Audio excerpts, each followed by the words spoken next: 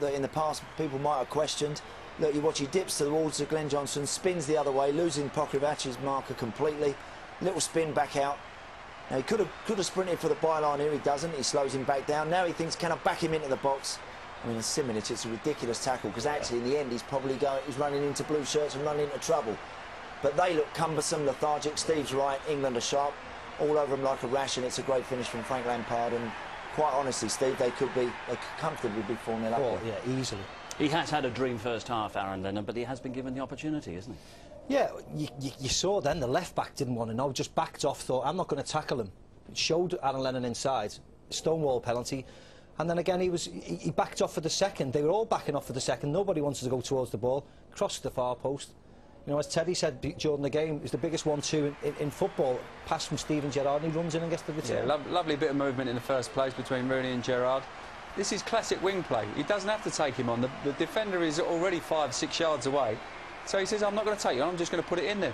Gerrard goes round the back, climbs up like Alan Shearer in his heyday, fine header, and back in the fast stick. Textbook header. Yeah. And you see, Serna doesn't want to know either. No, he's a right-back, come right midfielder. Yeah. Didn't want to get his hair dirty. Without the ball, Croatia are really, really poor. I mean, the England players are running past and running into it, getting the extra bodies in the box. You know, they are really, really struggling. They look slow. They look afraid. All the qualities that we've seen them have in the past. Very, very technical, good on the ball. No, they're not. They don't want it tonight. He had a great chance to score himself, Aaron Lennon, but we're absolutely desperate, Teddy, for Emil Heskey to convert one. Yeah, he's had 2 chances here tonight. His link play's been fantastic again, but the 2 chances he's had just isn't going for him in front of goal. I mean, he's in there, shooting straight at the keeper. He's got to slide it down the side. Does he either? I think he's looking up to see Jermaine Defoe saying, I could have had that. I think that's the thing. Everyone's going to compare him, say, Defoe would have scored that, Defoe would have scored that. Yeah. And is that eventually going to destroy his confidence? Well, of course, and I think we have to look at the bigger picture. England's are 2 up, could be 6 up. Yeah. You know, well on top. We've scored lots of goals in the qualifying. You know, there's not a problem. Look, there's Jermaine. I would have had it, actually, he's just said there. Trying to be polite about it. He's played his part in the 2 goals, yes, though, tonight, Emil Heskey. You know, he's still done his job. He's winning the headers, he's holding the ball up, and, you know, hopefully the goal will come as well in the second half for him. And they haven't really been tested at the back, but no evidence of defensive frailties at all. No, well, there've been, you know, 1 or 2 moments, but that's been hypercritical. In the main, England have looked confident. They've had good possession of the ball. They've worked hard when they haven't got it to get it back, and they've had an edge and a threat, and that's all that Capello can ask for. When you look at it, he'll be delighted with the way that they're playing. He knows there's more goals to come. We've enjoyed it. You have got to feel just a bit for Slaven Bilic after that first half. Croatia outgunned and overpowered. The man needs a miracle, or maybe an umbrella. We're back in a moment. It was blatantly obvious there was more there for England if they wanted to really keep pressing. Glenn Johnson does great. I thought he played ever so well tonight. His defensive work was better. Great ball in for Frank Lampard. It's a brilliant header. Again, lots of white shirts in the box. You can say, yeah, Croatia have switched off now, but you've still got to put these in. You've still got to show the commitment and the hunger and the desire to want to get on the end of things. Great header from Gerrard. You know, and England were full value for 5-1. That didn't flatter them at all. They could have scored 7 or 8 here tonight quite comfortably.